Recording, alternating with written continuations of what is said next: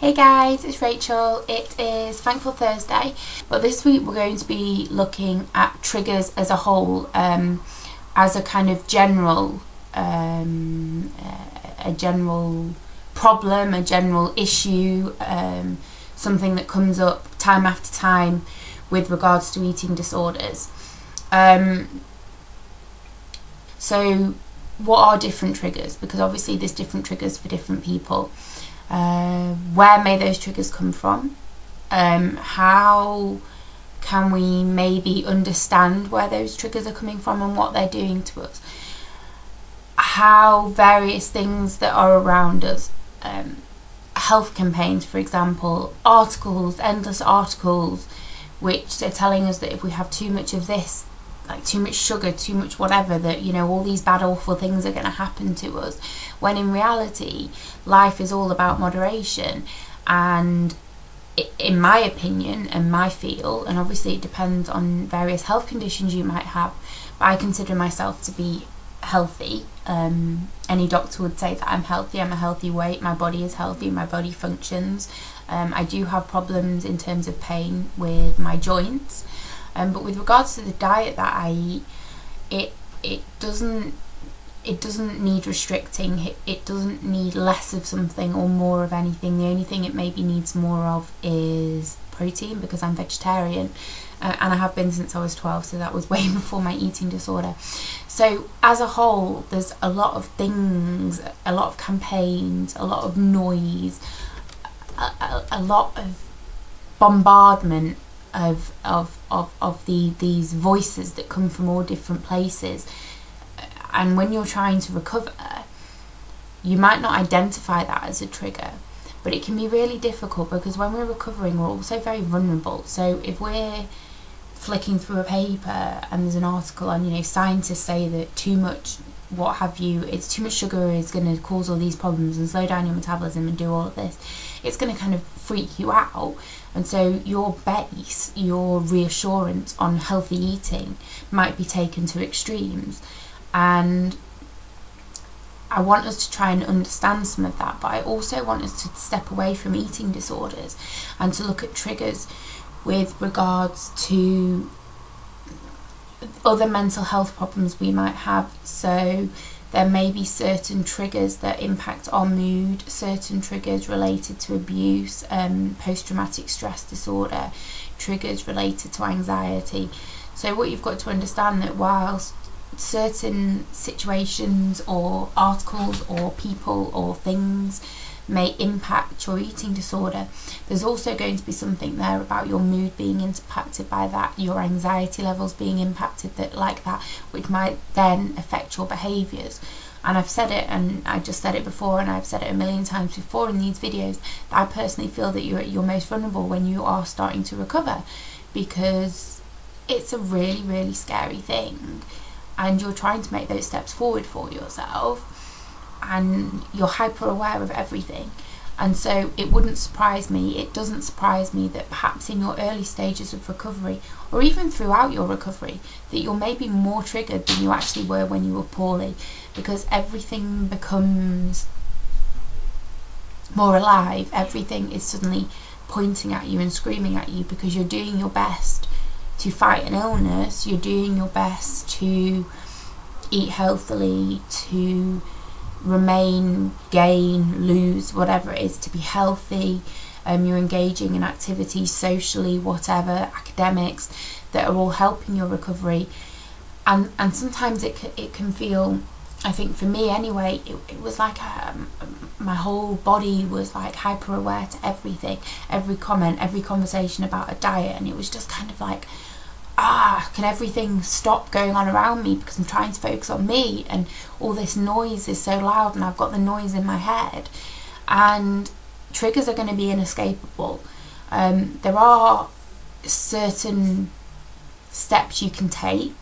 For example, a lot of people I know, and it still mortifies me, people who have had an eating disorder and are in recovery from it, and because they're no longer in hospital, and their friends have known about the problem, and they say things to them like, I wish I could be anorexic like you are, or I think I need to go on a diet. I need to go on, do you think I need to go on a diet? I need to go on a diet, don't I? And have these conversations around people who are trying to get better, and it just infuriates me because yes, a lot of women talk about these things, even men talk about these things. Men struggle with their body and how they should look and how they shouldn't look, and women go through the same things, boys, girls, whoever. And then you've got people around you who are aware of what you're struggling with, who show no sensitivity whatsoever. And I think quite often the response can be, oh, you're being too sensitive. Yeah. And you've got a right to be being sensitive. You've got a right for something to be impacting you. And whilst it, for someone like me, if someone's talking about dieting, I'm kind of like, really, how boring? And it doesn't impact me negatively. It doesn't make me think I need to go on a diet. It doesn't infuriate me. I just kind of think, really, can you not just like talk about something more interesting? And you know, when I was first recovering, my mum has incredibly high cholesterol, it's like hereditary, and she's always eaten incredibly healthily and been very healthy. And when I was in recovery, you know, she kind of sat down with me and she was like, look, Rachel, you know, my cholesterol's this, and you know, the kind of doctors are assuming that it's because of how I'm eating, what have you, and I'm not exercising enough, so I'm going to have to start going to this class, and you know, what I'm eating is I'm going to try and regulate that some more. And it really, really negatively impacted me, because I couldn't process that I needed to eat a certain amount and that she wasn't eating the same thing. And it's that kind of vulnerability that I'm talking about today when it comes to triggers.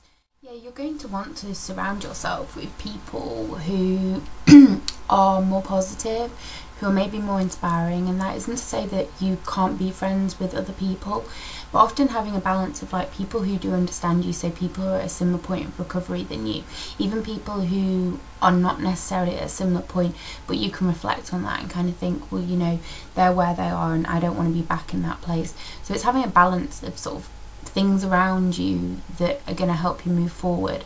And by surrounding yourself with people who've maybe been there and gone into recovery, who are less likely to find triggering aspects. I mean, you know, I don't think I particularly ever post anything triggering, but if there is something, I do sort of think things through, and I think about, you know, who could potentially read something. I have been very open on my blog before, and kind of gone back over that and thought, well, actually, that's not really appropriate, and that could potentially be triggering to a person who's reading this.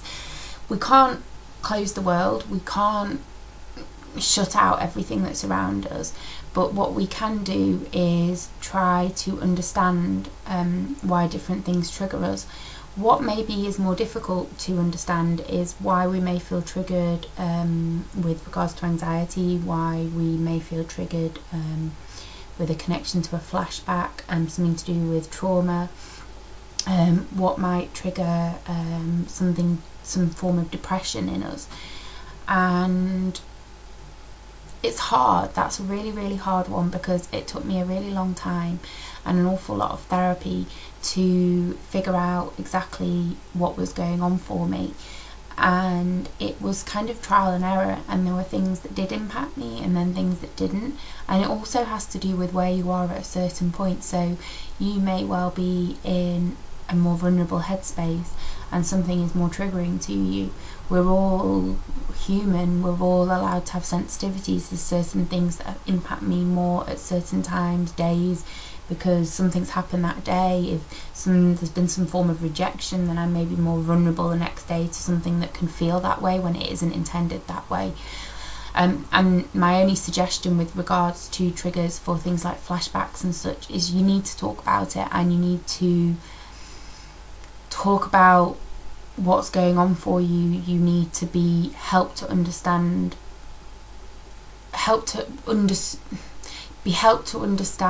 why certain things are difficult for you.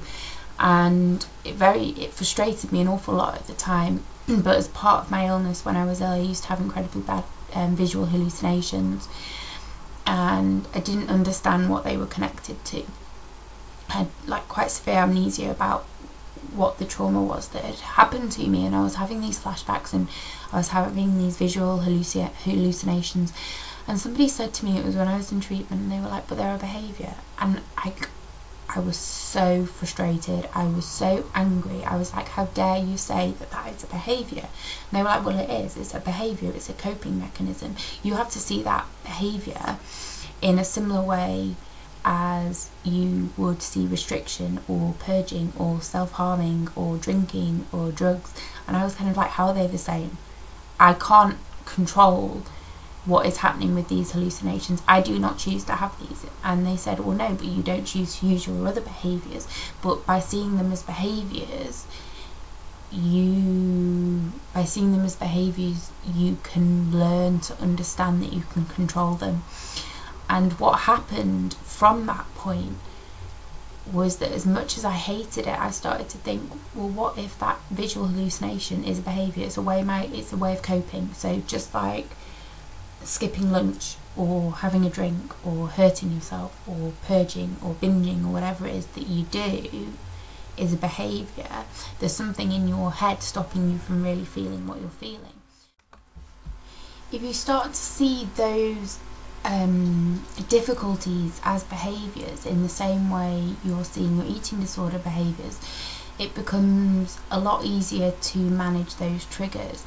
And so there could be something, I mean, let's say perhaps a very common one, being afraid of the dark. Okay, you're afraid of the dark because you may hallucinate. You're afraid of the dark because it makes you anxious.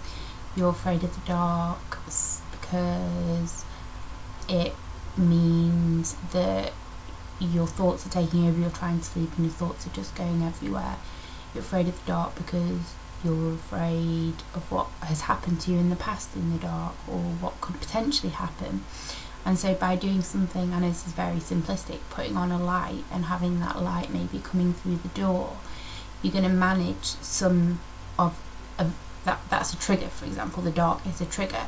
Manage some of that. And that was something, I don't know how common it is for other people, but that was a real issue for me. And even just coming home to a dark house, so I would do things like make sure the lights were on when I came home.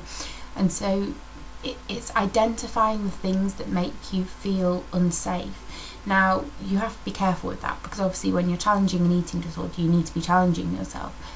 But sometimes those things can be built on, and nothing's going to change overnight. You know, Rome wasn't built in a day, and it's like, you are not going to suddenly go from not having any triggers, well, having a million triggers, to not having any, but it's slowly recognising the ones that are.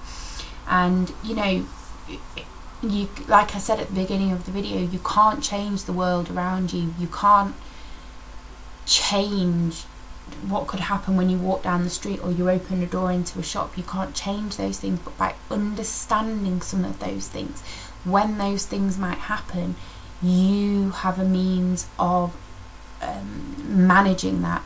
So, you know, if a television programme happens to come on which is on a very difficult subject, or you go to university, I'll use this example, you go to university and maybe you're studying psychology and they're doing a couple of weeks where they're doing abuse. Okay, so you then can make a choice about whether you go to that or not. Okay, so you may choose, do you know what, I'm far too vulnerable to go to that, I'm actually just not going to go. Okay, and not judge yourself for that. You could be at a point where you think, well, actually I could potentially learn from that. So what I might try to do is see how I feel, think about going. If the discussion is making me feel uncomfortable, I can leave. Or you might be at a point where I am, where because I've dealt with those issues, I can go, I can listen, I can learn, I can understand how different people perceive things and all the rest of it. And it's the same with anything.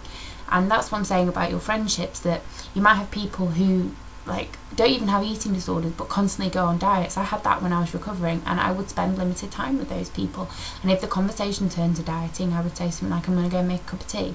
Do you want, I would try and change that subject. And so it's trying to understand some of those things, maybe jot down some things that have triggered difficult things in you, maybe write down, okay, going out and getting the bus into town, even though it's only 10 minutes away, is really anxiety provoking. What are the steps that I can take to do that? Because these are all triggers. Having to do all these things are triggers. They send your head into kind of like a fear place. And, you know, when it comes to eating disorders, it's no different really. And We talked a lot in the past, and if you look into the videos on having the toolbox, so you kind of go into it and say, right, okay, so if this happened, that happened, and it sounds like incredibly hard work, which it is, but that's how you're going to learn about yourself, and hopefully you can get therapy which can help you with that. But it's also helping yourself with it, making situations that can be incredibly difficult and overwhelming easier for yourself, and then to make for it to be easier, and then you to build on that. So that's kind of my opinion and my approach when it comes to triggers, and that's how I've managed it. So I hope it helps you. Okay guys, see you next week. Okay, bye.